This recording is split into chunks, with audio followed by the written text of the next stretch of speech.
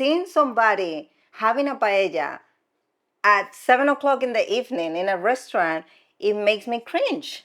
But we like rice. We Americans. Sí, pero then don't come here. Go to a place What do where. you mean? If you're gonna serve me rice, I'm gonna eat the rice. I'm like, Listen. when I think of Sevilla and I see how it is, there's a level of welcomeness in the entirety of the city, like California, where it's understandable. You're gonna have that welcomeness in Spain overall Right. because this is who we are. So what I'm saying is, But te doy la mano y te coges el brazo entero, no puede ser. maybe you guys shouldn't be as welcoming. Okay, now that we're back in Madrid, I want to hear all about how you felt with this trip to Seville. Third time in Seville in your life. Sevilla is diferente ahora. Muy, muy diferente. Pero Sevilla tiene un color especial. ¿Qué es eso? Remember from the movie and the song, Sevilla has a special color? Ah, sí, sí. That's verdad. That's the phrase of Sevilla, something like that? Sí.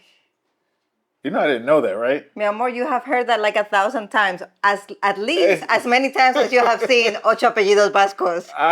But I didn't understand. They even sing the song. Oh, it's a song? Yes. Yeah, you're talking to the wrong De los person. del río. Los del río cantan. Sevilla tiene un color especial. Sevilla tiene un color diferente. I need to pay attention to what people are saying. Perdón por mi voz, no soy cantante. Pues. Por eso está lloviendo. Well, it's diferente porque. How does it feel to be back in your old stomping grounds or I don't our know. own stomping grounds? It's like, we were here, like this was our neighborhood, so it feels really good. I don't know, how do you feel? It feels. Because I'm from this part of the world, but what about you? Let me record you. Madre mía. Porque yo necesito. Es que es diferente ahora. Es no igual que cuando vivimos aquí. Pero me encanta este restaurante y también la gente aquí en Sevilla. Pero español es un poco diferente aquí, pero ya está. Y también la comida todavía es igual. Muy, muy rico.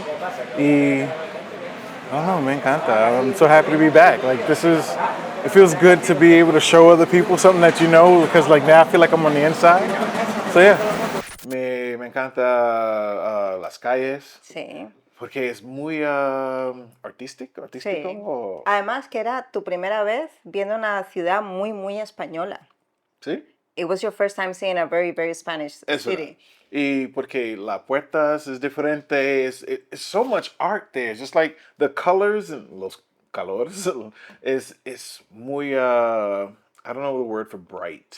Vibrante. Sí, en toda la ciudad es vibrante. Claro, tiene un color especial. Por eso la canción.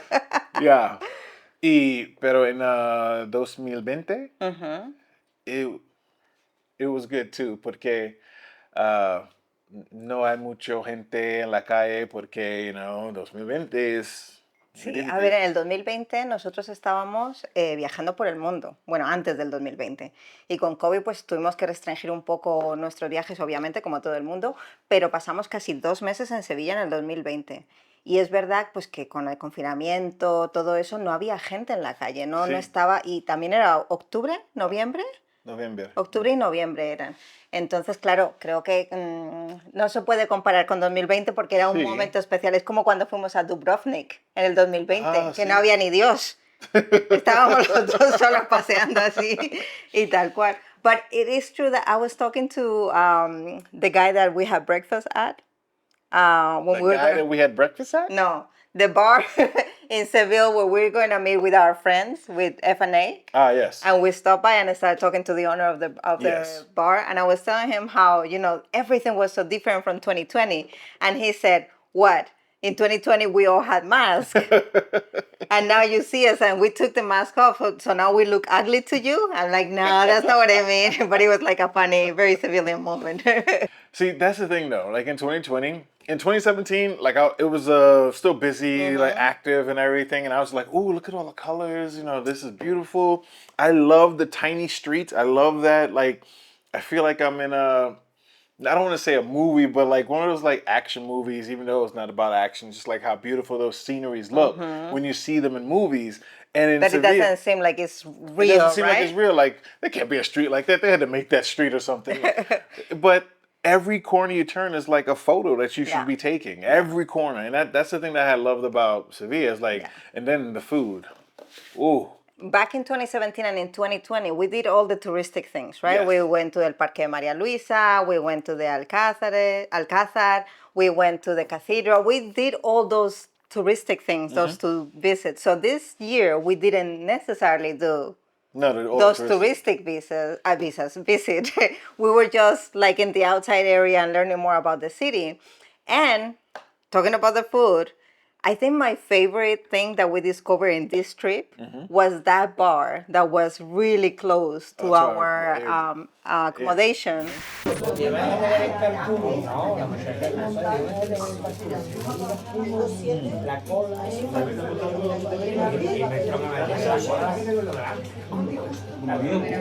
Chicharrón y pringa. ¿Ah? No he probado. Chicharrón Chicharrón. es pork Sí. and pringa. Sin vaso.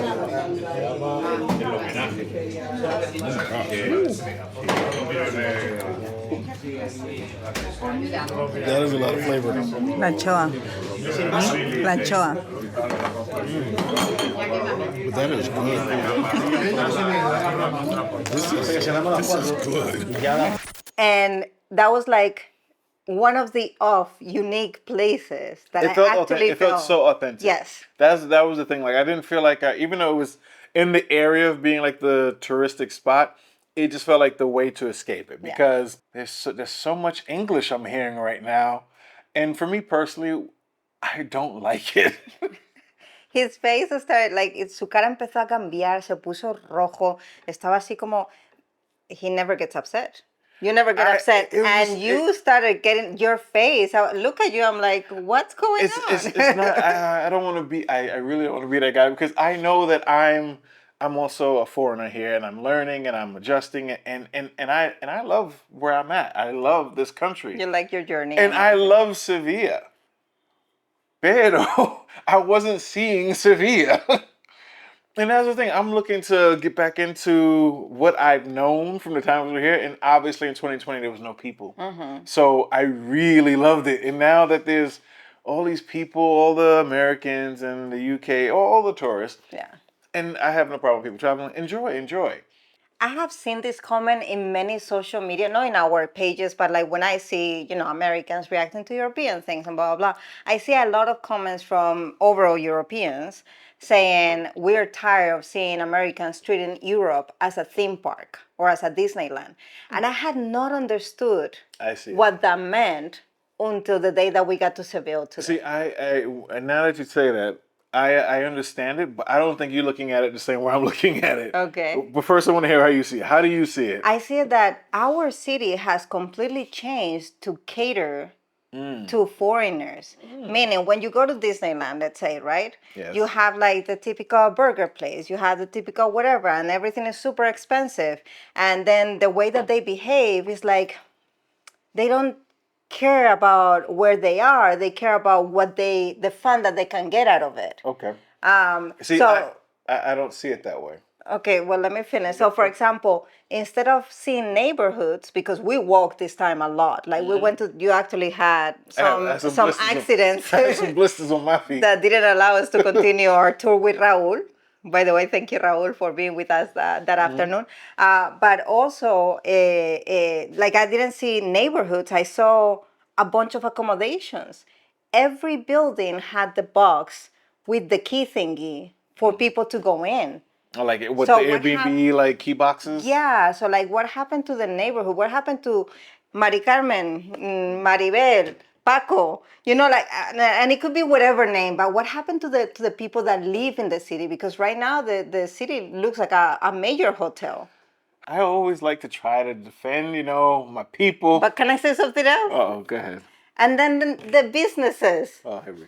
The businesses, like restaurants that have been there for years, they are serving food that it could be kind of like civilian, but then they are like adjusting. Like there are places that are serving paella at nighttime, and I get it because British and Americans come and they want to have paella in Sevilla. I don't know why, but then it's at nighttime and restaurants are doing this, and I get it because it's the demand and the offer. And then instead of having like the churreria de toda la vida, then you have a matcha place.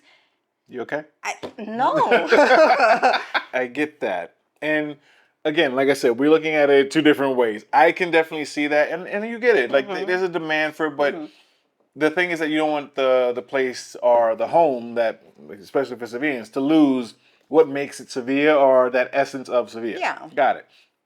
My problem, my way of seeing it being treated like a theme park is that, and it's not that Americans or UK people are even doing anything necessarily bad. For me personally, when we got there, it's just the way they carry themselves. It's just the way they carry themselves. And the only way I can put it is that they don't care.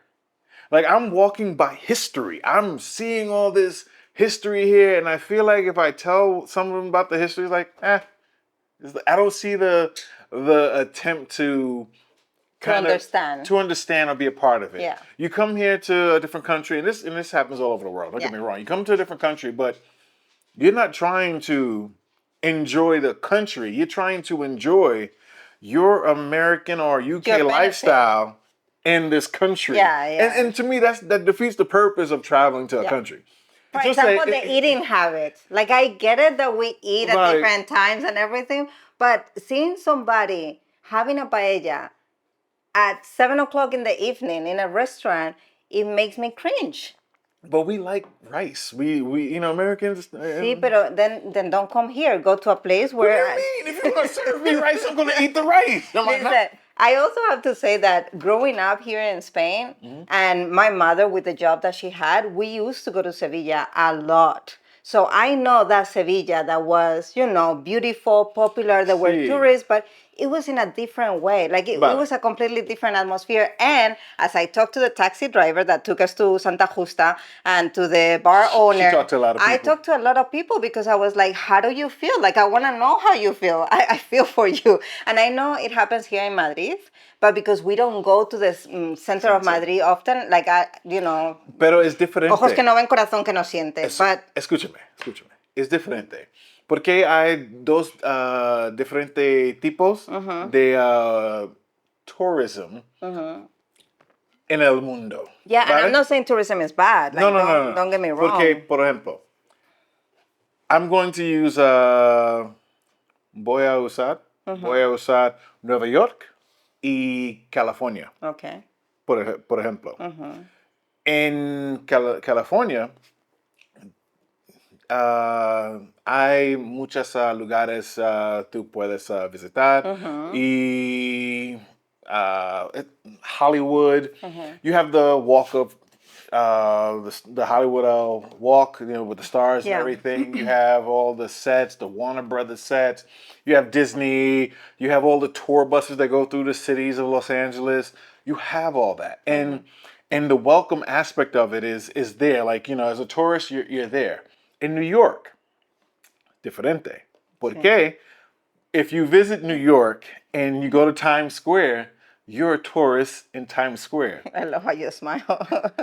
If you leave Times Square area, you're no longer a tourist. No, you're just one more. You're just one more. You are no longer in the safe zone.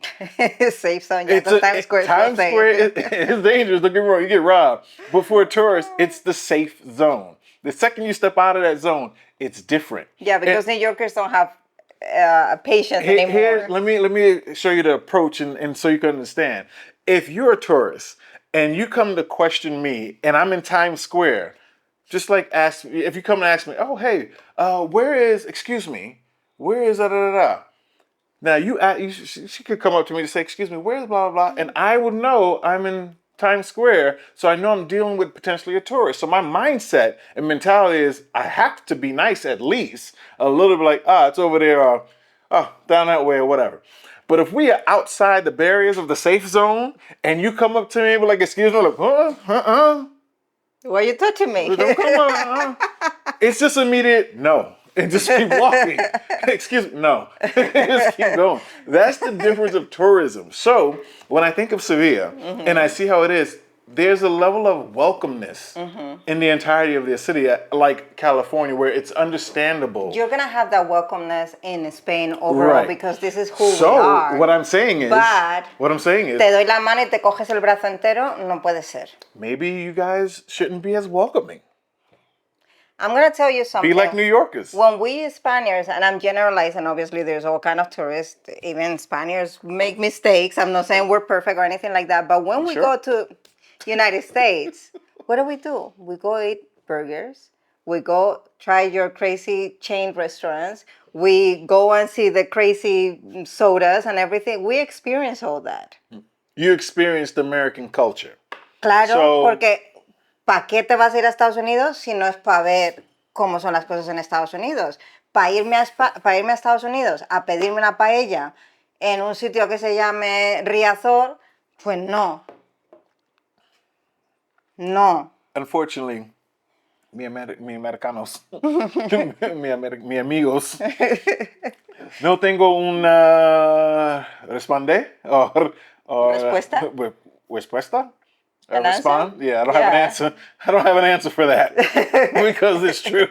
It is true, and that's the thing that it bothers me. So when I was talking to the taxi driver, the bar owner, the other, you know, they all, in conclusion, say something. It's sad for them to see certain aspects of the city, but they understand that the major economy right now is tourism. Right.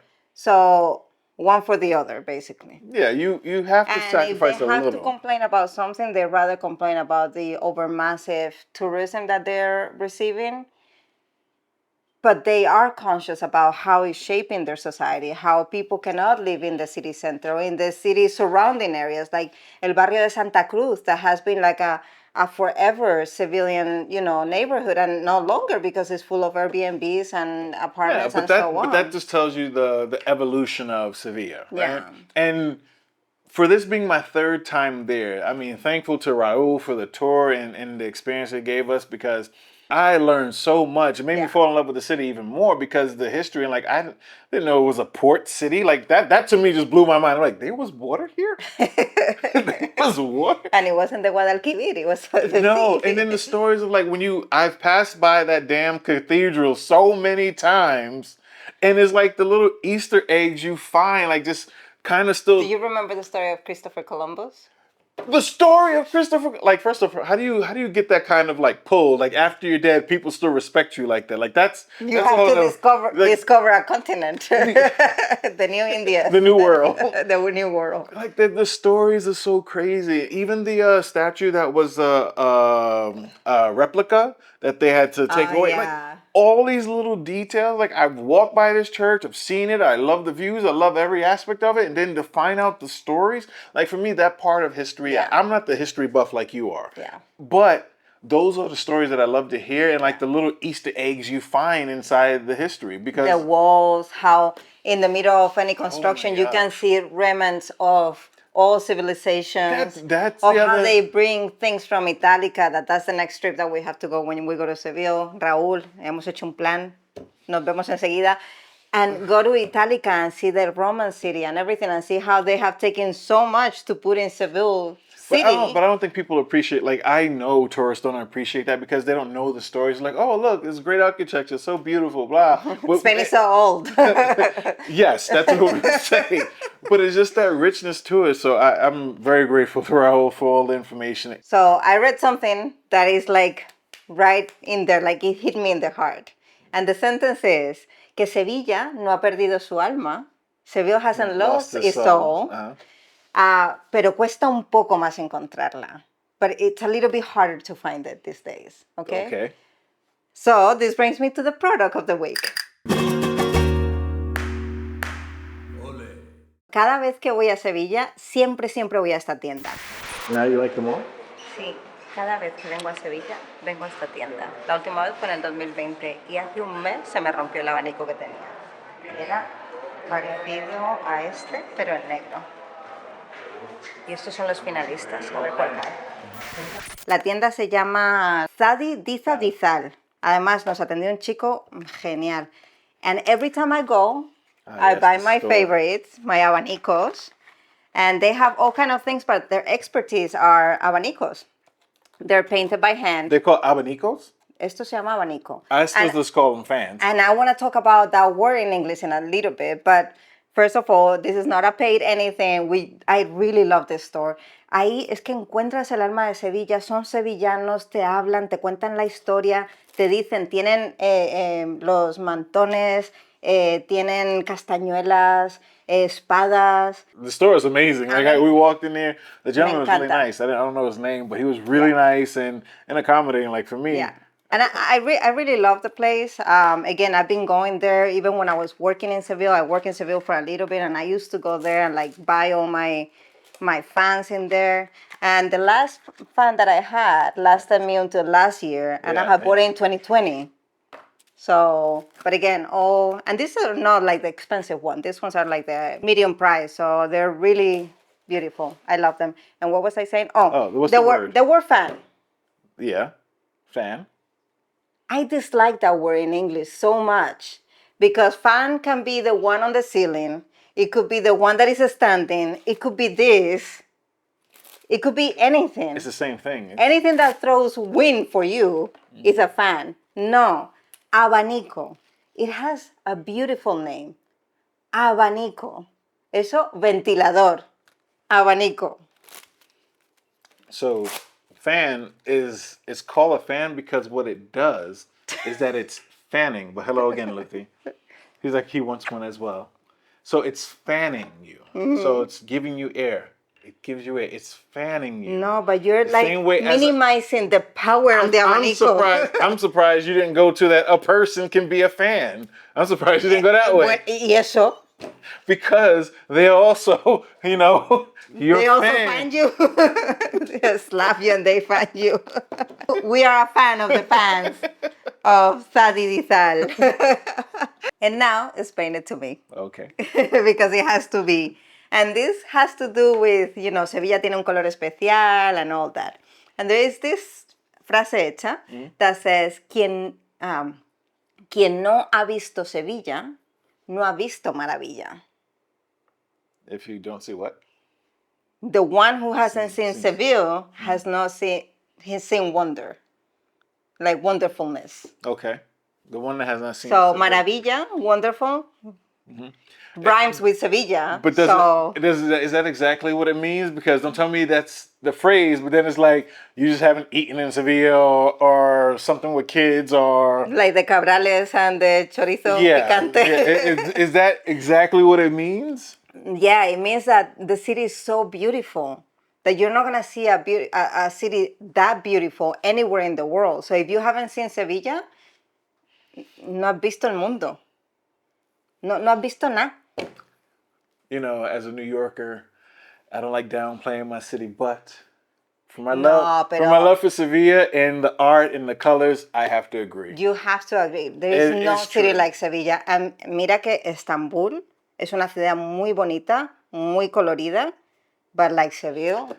I give it to Sevilla because of the construction, the architecture, and the fact that you have like old, like blending in with the new in such a weird but cool way. Yeah. Like I would never think of something like that. I'm watching like the wall, the big walls there, and they have like the triangles on the top, and yet it's like built into the new houses that are like right over them.